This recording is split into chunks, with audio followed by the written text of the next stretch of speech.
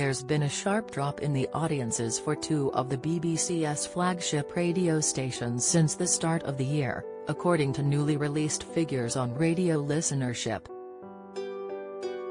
Radio 1 and Radio 5 Live have seen their average weekly listeners drop by 8% and 13% respectively, with the latter losing more than 750,000 in 6 months. Other stations have held steady, according to data released by Radio Joint Audience Research, RAJAR, with the audience for Radio 6 Music said to have reached a record high. The data by the research body shows that Radio 5 Live lost 436,000 listeners between the first and second quarter, which is the period between March and June 2022.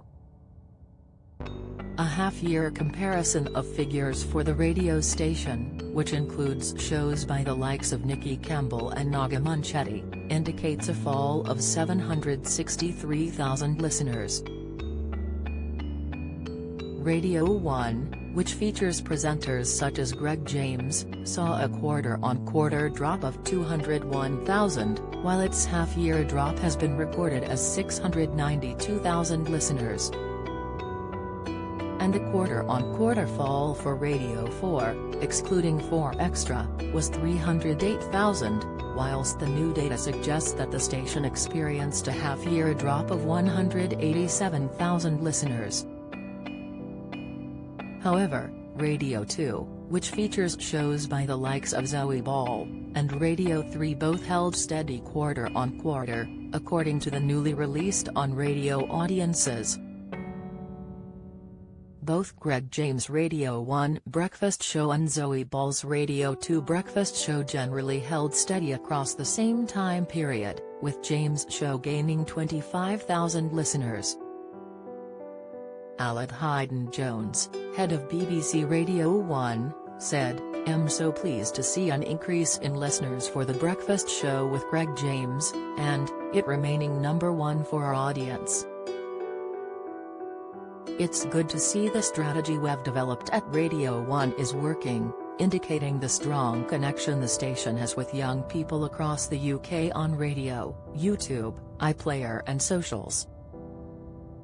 Do you enjoy reading about celebrities? Sign up for all the best celeb news from the Mirror here.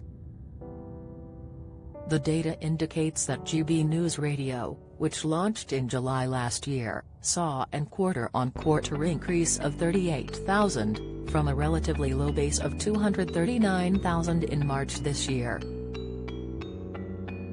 Research body RAJAR has cautioned against making comparisons with listening figures from before the COVID pandemic, as it's changed the way that it collects its data. All figured had previously been complied using face-to-face market research, though this has now been replaced with a mixture of in-person survey and data collected via apps. Results from the next quarter will mark 1 year since the change and therefore allow year-on-year analysis, which offers an insight into any long-term shifts in listen behavior. Do you have a story to sell?